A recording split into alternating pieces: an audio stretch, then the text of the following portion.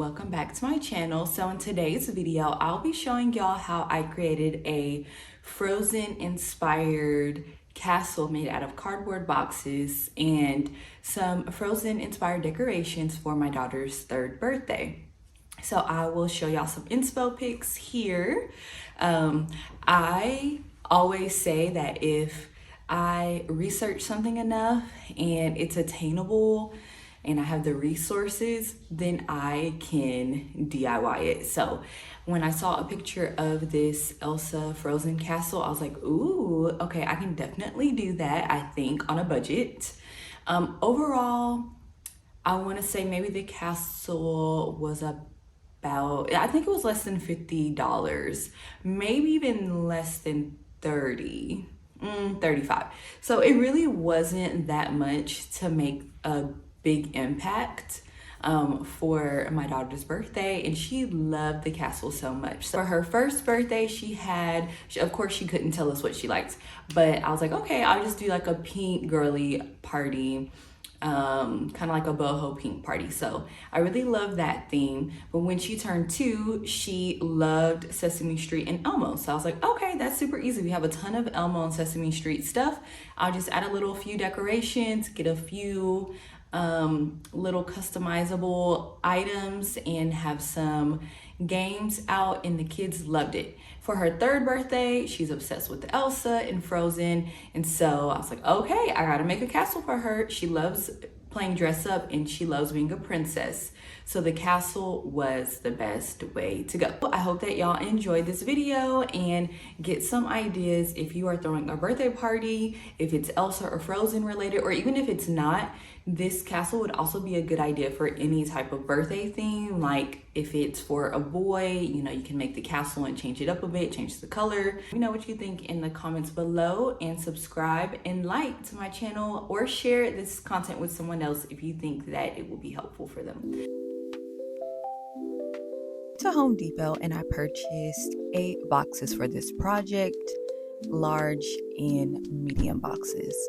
I believe the total came out to $17 or $18 for all of the boxes.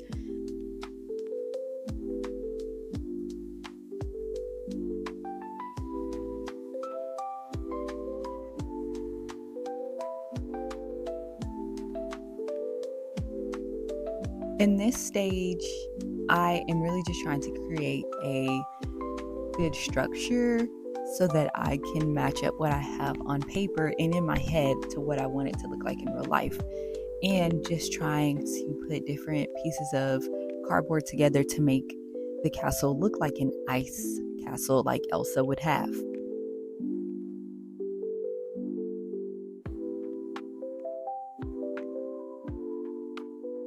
I'm going back and forth between cutting different types of triangles and sizes to see what will look best. Now, originally I planned for the castle to be in this little closed-in area so that the girls could go through into the castle and kind of sit on the couch and be in like a little cave.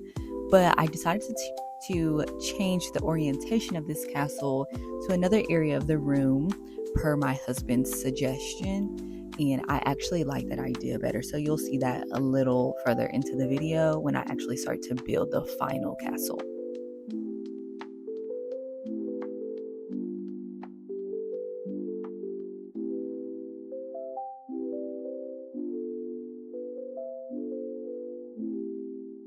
I'm using painter's tape to just see what the structure might look like, not doing anything final right now, but just trying to see how it would look when everything is put together.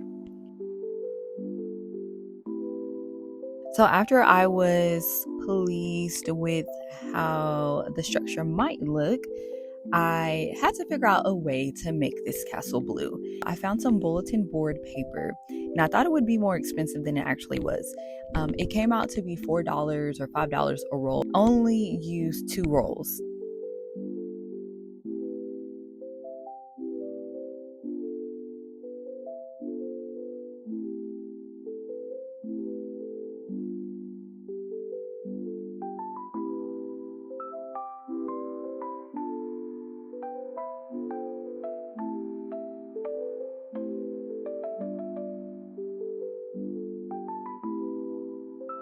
of the boxes are covered on the front, but they are not covered on the back, which honestly really doesn't matter because kids don't really care, especially at her age at 3. Kids don't really care what things look like. If it just looks good from the front and it looks like a castle from the front, that really is all that matters, and you really won't see the back anyways unless you go back there. So I had enough just to cover the front and the sides and then the tops of the boxes that you could see. And I basically just wrapped each box like a Christmas gift. And I am not the best at wrapping presents. So they did not look the best, but this is for a kid, so they're not that picky in the way that it looks. So on these other pieces, I didn't want everything to just be this blue color, and plus I ran out of paper.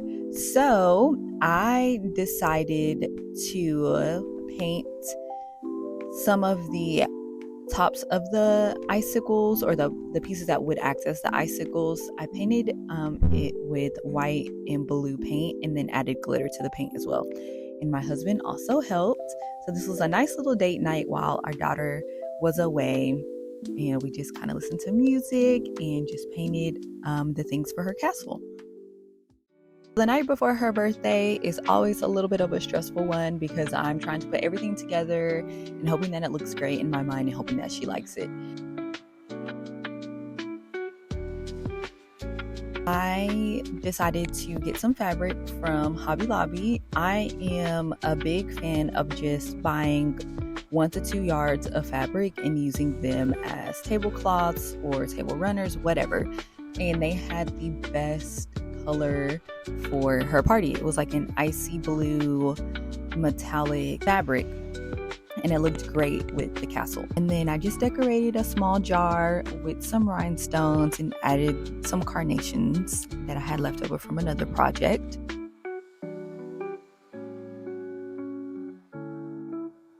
Mostly every kid loves drawing and coloring, and my kid loves to as well. So I laid out some Elsa and Anna or Frozen related coloring pages with crayons, and every child had their name on a snowflake as like a little more of a formal cutesy table arrangement. Of course, they did not sit at their designated spots. I did not expect them to, but it was just something cute, a nice little cute personalized touch.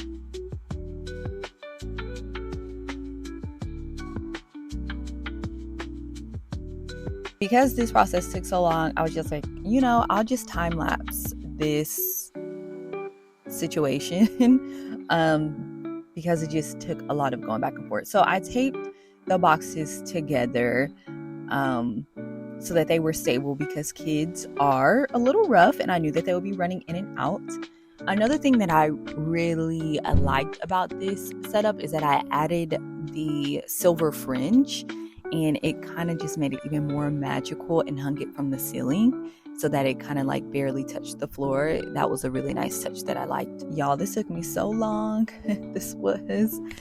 I thought building out the castle and wrapping the boxes was the worst, but actually putting it together and then like troubleshooting, because there was just a bunch of hoopla. Long story short, some pieces we painted incorrectly and then they just didn't look that great, because once you paint cardboard to get it wet, it loses its shape or it starts to like become a little deformed, and so I had to improvise. Plus, it was also good that this actually happened because I ended up decorating some of the points or the icicles of the castle a little more than I originally thought that I would. So I had some leftover rhinestones, and I picked up some just like extra cutesy stuff from the Dollar Tree that matched the theme, and it kind of just took the castle to the next level that I did not originally plan for. And my daughter loved the castle. She looked so cute in her outfit. I had a little activity with fake snow made from baking soda and conditioner. I added the Frozen figurines on top of a cake from Whole Foods. I hope that y'all enjoyed this video, and if you are planning a Frozen birthday party, I hope that you have a few ideas. It did not take much to create a magical experience for our daughter, and I'm glad that I took the time to make this castle for her because she loved it. I will see y'all in the next video. Have a great week.